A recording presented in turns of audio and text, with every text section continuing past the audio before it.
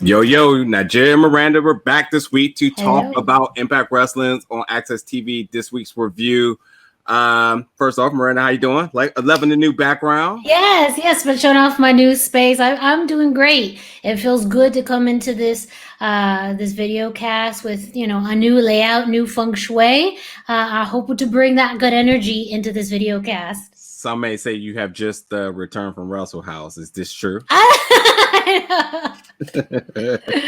That's my wrestling house. That's what's up. Fair. Yes, it looks nice. Okay, so I got to be a little blunt about this week, and that's I feel like when we kind of get the idea of what we're coming into from the previous week, we have this grand scheme of what's the different matches and the scheme of things, and I feel like this week we were a little shortchanged because I feel like we got a lot more than what we expected. So maybe shortchange isn't the correct term here, but like from what I thought we were going to get this week, we actually got like much better. I mean, instantly thinking about the Tasha Steelz and Taya Valkyrie impromptu match being made. I mean, that was just I was head over heels happy, but I just I didn't know that's what we were getting this week. So, and it's really, you usually don't get that because you usually get like the whole like backstage like conflict, and it's like, well, I'll see you next week. It was like, all right, well, I'll see you this week. It's like, oh really? And even with Brian Myers and Willie Mack was another one that was not announced, and then it was improv too, and it worked. And I when I think about the best matches of the night, it's usually a no-brainer, but it's hard to tell because both of those matches was amazing, and then the tag match was amazing, and then even the TJP and Chris Bay match was amazing. Overall, for what it's worth, this was probably one of the most solid up and down, just straight wrestling card that they've had in a while.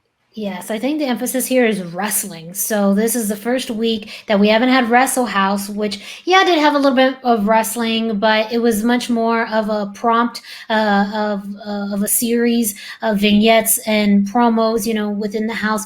Now we got a lot more actual wrestling this week. And you're right, a lot of it wasn't set up prior. It was, things that happened throughout the show. So I felt like that was really nice to be able to have that immediate impact on the show instead of waiting for a week. Even though there were some things that were also set up for next week, even then it's setting up a lot of wrestling for next week as well. So I think that's a really major theme that we're kind of getting back to with Impact on AXS TV is now we're getting some amazing wrestling every week, and hey, I'm happy for it. I agree. I was very happy with a lot of the wrestling that happened throughout this week's show.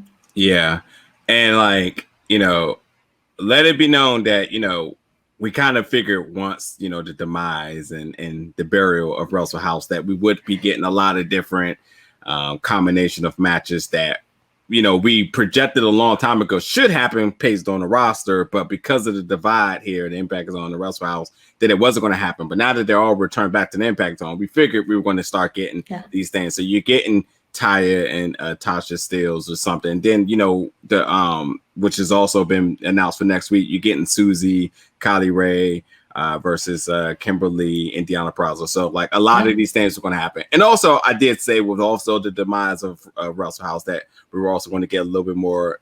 Something was going to have to replace the whole gimmick segment of Rascalz. And unfortunately, well, not unfortunately, because I have no interest in it as it stands right now. And I hope I don't have to bite my words, but like the whole effing show, I don't know if I'm here for that. Yes. I don't know if I'm here for that. Good point. I mean, we already saw what RVD and Katie Forbes did on Locker Room Talk a few weeks ago. So if that is a glimpse of what their show is going to be like, I don't know if I want to see them making out for 10 minutes. That's not ideally what I would like to watch. But, I would imagine that it sets something up, and it looks like maybe set something up again for RVD and Sami Callihan. He had a vignette this week where he continued to talk about RVD and Katie Forbes as a team, and saying that he wasn't going to interfere, but with their debut next week. But who knows? It seems like that story is going to continue between Sami Callihan, RVD, and Katie Forbes. I'm just gonna go off the limb right now. If anybody watches our reviews, if you are remotely interested in the RVD and Katie Forbes, the whole effing show segment, let us know right now. I want to know what about it. Yeah. Let me know why. Let me know why I need to be drinking that juice, because as of right now, it does. It's just not what I want, But again, something had to replace. Something had to replace the gimmick segments, and we knew eventually. I didn't know it was gonna be this, but I knew something was gonna have to come. And cool, because again, for people who can't be in the ring each and every week, you give them some screen time and presence to do things. And we're not getting a lot of Sami Callihan. He's one of the most creative people on the roster, so it works totally for that aspect. But the other side of this program, I'm just like.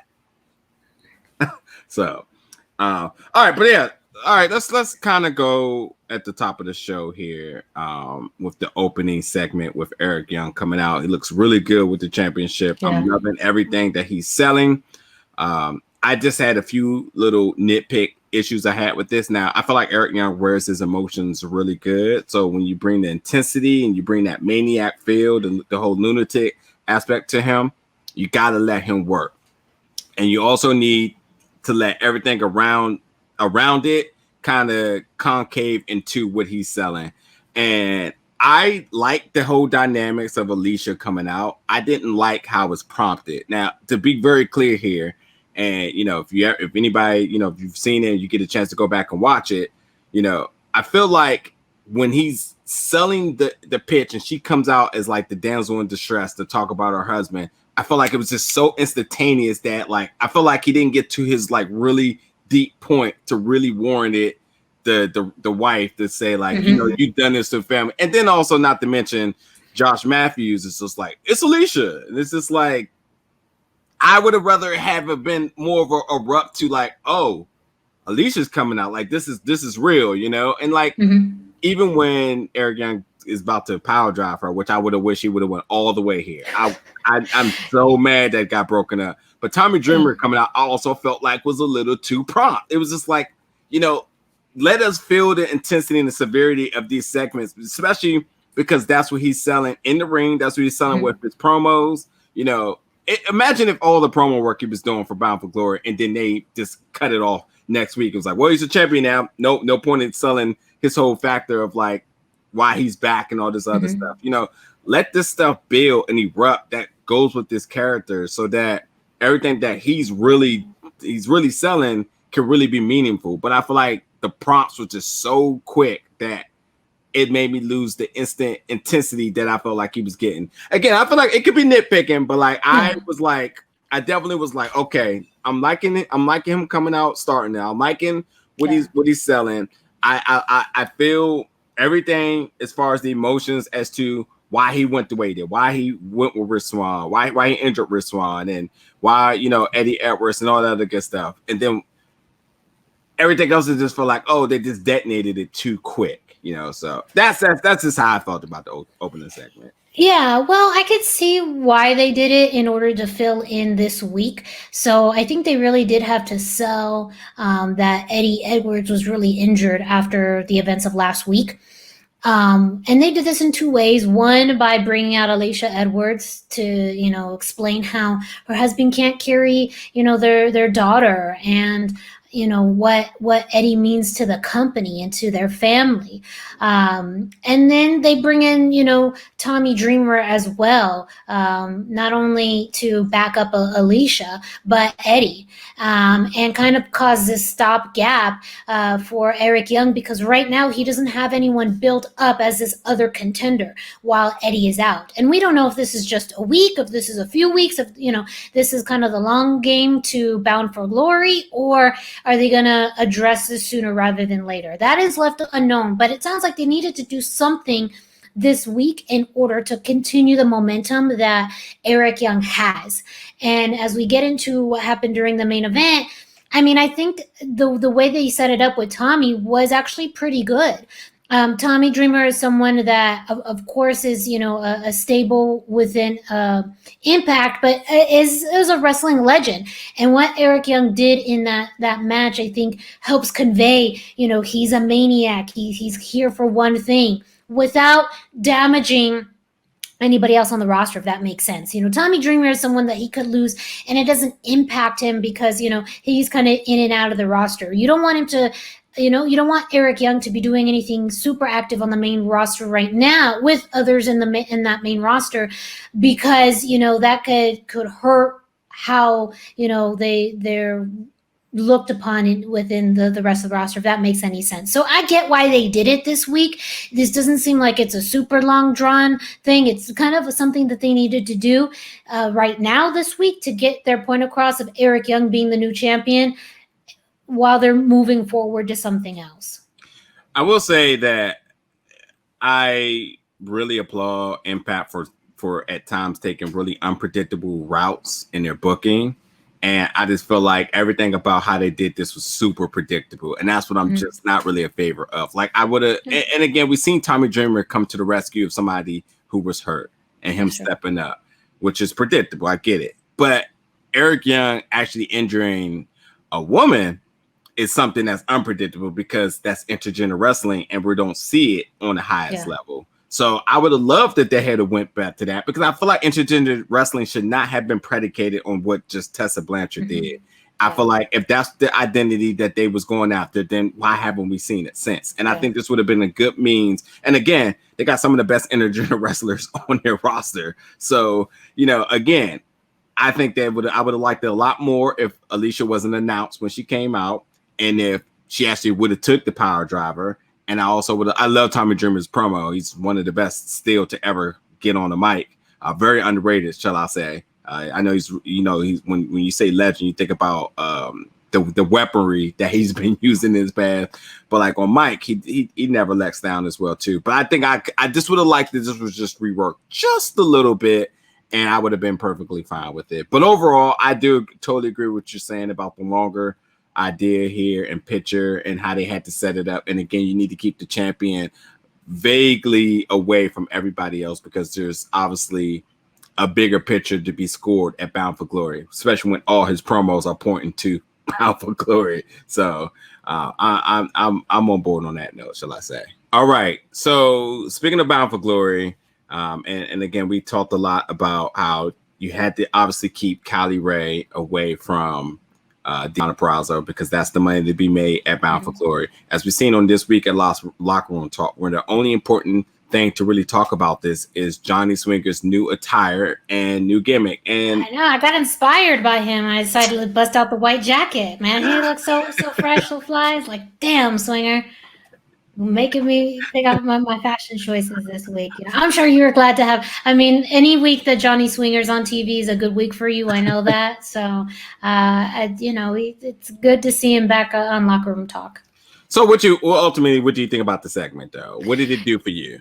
No, I liked this setup. So we've seen that alliance between Deonna Purrazzo and Kimber Lee set up for, a few weeks now. And after Kimber Lee was set up to kind of be the host of the black tie event that the cast of Rascalz crashed, you start to see these alliances form. And it's a smart way to book ultimately a program between Deonna and Kylie Rae that, like you said, we're going to see further down the long line for Bound for Glory. But in the meantime, I think tag team action is great because it keeps, things interesting. You see that dynamic play out in the ring, but it's not quite yet for the championship. So I'm happy with this. And, the Knockouts division especially has been really good with their tag teams, whether they are intentional or not. They have really great tag team matches. So I can't complain, because we're going to see people that we've really never seen team before in Deonna and Kimberly. But again, too, I think this could be great, especially for Kimberly. I mean, she's been flying under the radar for a while. This new alliance with Deonna is going to be great for her character, great for, her visibility on the roster, and she could be a great foil too. So I know we're also going to see Kylie Rae and Kimberly somewhere down the line as well, as we build up to Deonna and Kimber and Kylie Rae. So yeah, I'm happy with this. What is your thoughts on them vaguely? In different segments today, we're getting reintroduced to Su Yung in, shall I say, Easter egg style statements here. Yes. What do you think is the deployment method and plan for that? Keep her like, for me, I'll just answer. For me, I think not yet. No point. Because I mean, it's almost like saying like, well, we do have this other person on the roster that, like, if our roster's hurt, we can always like bring that person in. It's just like, yeah, that's cool and all, but like right now the roster has a lot of continuity to it right now, and bringing in a person as strong as that character is can really take a lot of things in a different ways, and it's not a need right now. It's good to have that ace in the hole, but not yet. But yeah, how do you think they should execute with it? I actually think they should execute this further down the line. If and when Kylie Rae wins the Knockouts Championship, maybe, the green-eyed monster comes out, or the jealous part comes out with Su Yung, or this was part of the plan all along for Susie to get close, so Su Yung could come out and then challenge for the Knockouts Championship. So I agree this should be way further down the line, but I think it actually should be a mechanism in which Susie kind of turns on Kylie Rae, and we see Su Yung. And I think too, that dynamic with the, super baby face versus evil heel, I mean, that, it's a tale of all this time, and they could do it really well. Yeah, you definitely have to wait to after Bound for Glory, because like you do not want to tarnish that character. But I will say that this wedding that's coming up with Rosemary could make this also more interesting. So we'll see. So the Brian Myers and Willie Mack feud, I just got a really simple question, and that's just like, what is your thoughts on it? Because I guess I'll just say my positives here is that seeing Myers wrestle is still such a shock to me, because it's just like he's so good, but I'm just so not used to seeing it so often. So every time I see him, like, oh damn, he can wrestle. But overall, what you think about the feud? No, I think you're right. That is my reaction every week. Like, wow, we're seeing him wrestle. So I'm really starting to love this character, but I'm already getting bored of this story between him and Willie Mack about, and I get it. It's Brian Myers. He's the most professional wrestler, but yet now 2 weeks in a row, he's cheated to win. So it goes against this whole persona. But you can only do that so many times, like, hopefully we don't continue to see this every single week. Maybe there's more shenanigans that comes up. I mean, Willie Mack is great about being able to play a serious character, a funny character, and everything in between. So I think that maybe some shenanigans could happen here between Brian Myers and Willie Mack, and I'd love to see that. I'd love, for Willie to get the one up on him. But let's not. I don't want this to be the whole story. I want something else in it. Because this is still a surprise. I've seen more Brian Myers in the past month than I ever saw before. And again, I agree, his wrestling is great. I'm really loving this new persona, but you can't you don't want it to be a one-trick pony. So let's see, what else comes from this, and what they continue to do with this storyline. But I just don't want to see him to cheat every week. That's gonna get old real quick. Yeah.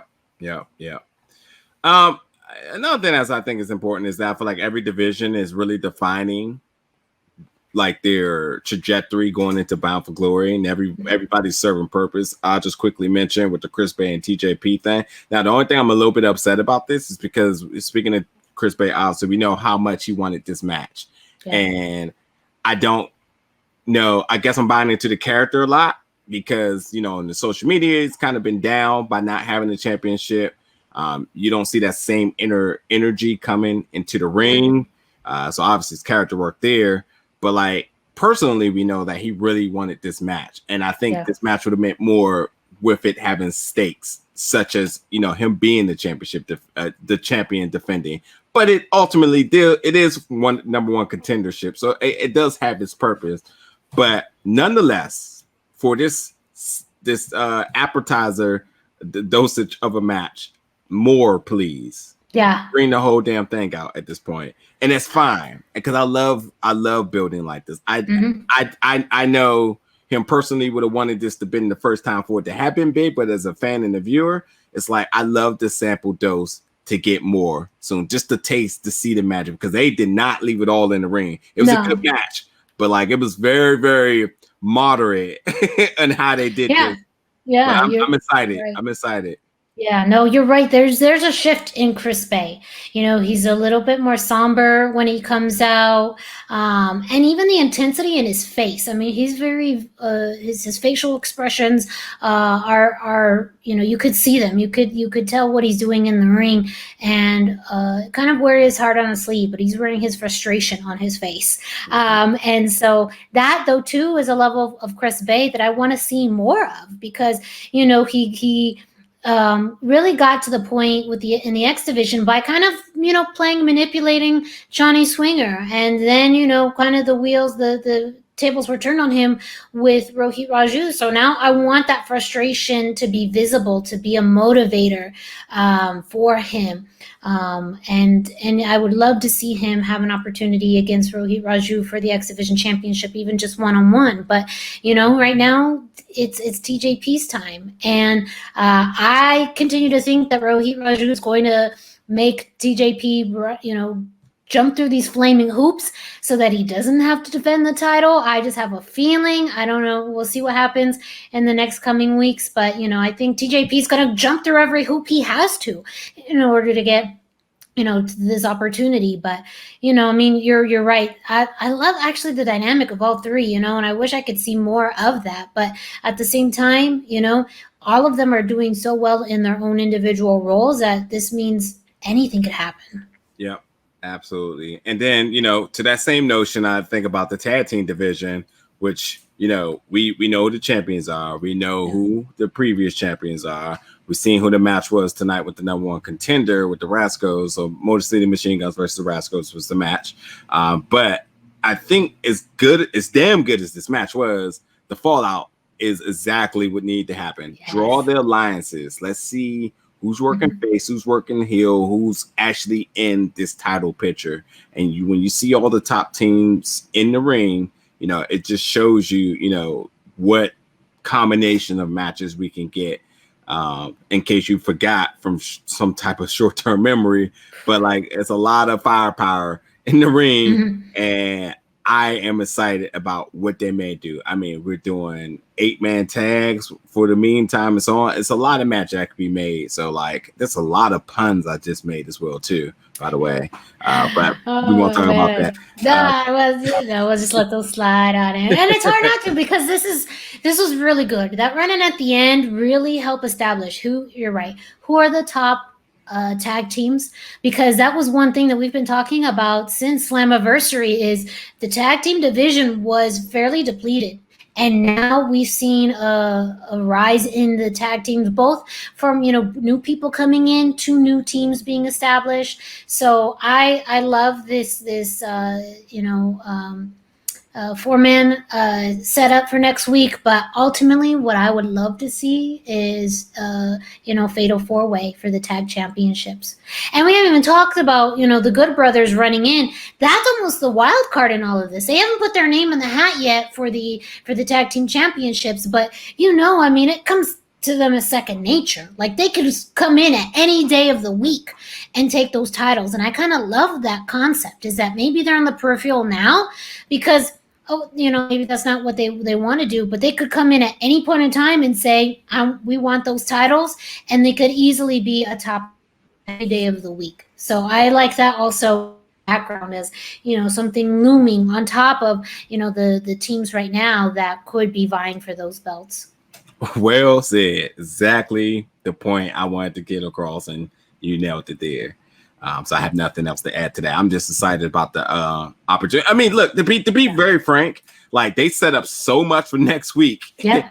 as far as matches officially announced, but like the possibility still is just getting more and more limitless right now. And again, if you have short-term memory, you just forgot the different moving pieces on the roster. Like, I think tonight did a very good job in reintroducing that for anybody. Now, Tenille's back, as I was very excited about it last week. She was not. She did not appear tonight, but nonetheless, we'll see. Did get introduced to her photographer, Caleb. Okay. Yeah. And I think some wrestling fans know who is, so that's interesting. I have to admit, that was something not expecting. Yeah, all I know is that we'll see her next week. I'm not sure if I'm a total fan of this personal photographer thing, but I am a full-blown mood with Jordynne Grace as to let's go see her now. I feel like Jordynne Grace is really channeling like pure shoot mentality about everything she does. And I think that's an amazing way to really convince the viewers. Like, forget this whole persona. It's funny too. She said a pun about doing things with Grace, and I know she chuckled in her head. Like, anytime you pun, you start thinking like, did I say that? But I love the fact of like how you can see the light bulb goes off, because I felt like that was very in character. That she was very shoot about like like where's she been at? Like, for real. Yeah. And let's go find out now. And I'm just saying, like, up and down, pound for pound, on any given day, she's absolutely one of the best in the entire world. That's not women, that's not men, that's just all wrestling. And I truly buy into everything she does. And I think that even the smallest segment such as this is just so pivotal about how she's just a staple on the roster. And I think her calling out and starting this program in the manner that she does, this makes sense. Like, forget all the booking and creative things. Like, where has she been? Yeah. That's all I need to know.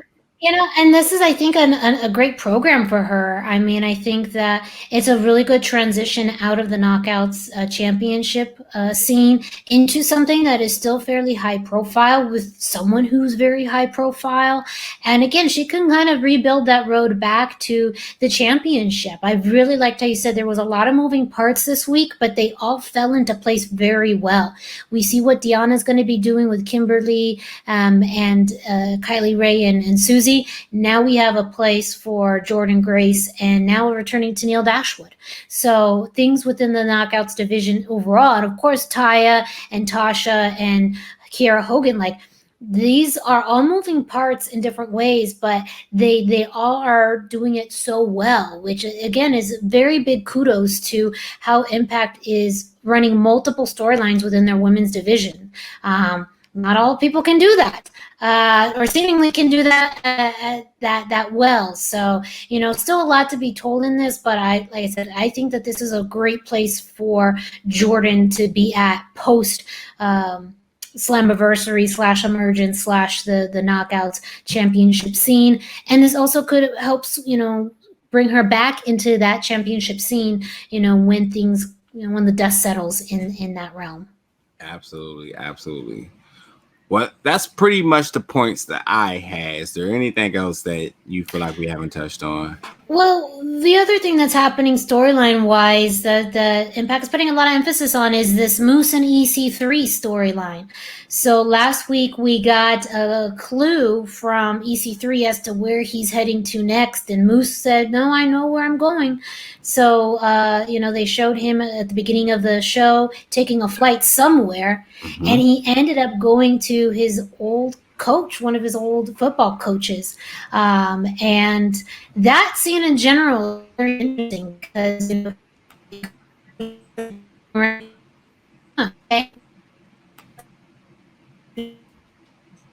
all of a sudden, what does coach say? He talks about what is it?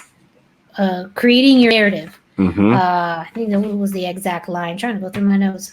But yeah, I mean, the fact that EC3 has seeped into that part of Moose's life, and randomly too, a bunch of guys wearing EC3 hoodies come at the end. I have no idea why, but they're taking this long story, and I don't know. I guess EC3 is taking Moose on this wild chase to find him and the TNA Heavyweight Championship. So talking about things to fill in segments.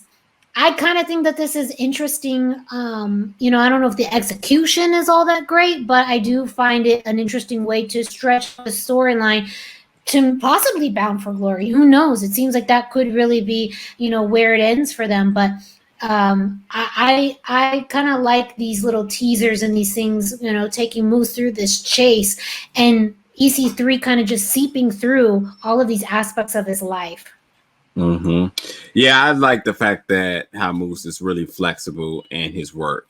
He can do the ring work each and every week. He can do the backstage segments. He can do all these other vignettes and promos that they want him to do. And I think that we're working with somebody who's steaming hot, especially on the interest level and the vignettes and video packages, that it just works out perfect for the two of them. So I'm very, very excited about this. I didn't put too much emphasis on this because I kind of really want to put together all the clues once we get to a certain point. But I did like what they did this week. And also Rich Swann is back. Just want to throw it out there. Rich Swann came out of nowhere. It seemed like booting all yeah, you know, but he tried his best, and hey, like, he's not out for the count. So yeah, we'll see. I didn't like the whole selling the retirement thing, but I get the whole intensity with it. So I'm definitely excited about that. So, but yeah, that will do it for this week's review. And as always, you know, we're back each and every Tuesday to try to give our insights on Impact on AXS TV. As always, in the comments, let us know what you think. And then until then, you all be safe, and we'll catch you on the flip side. Peace out, y'all.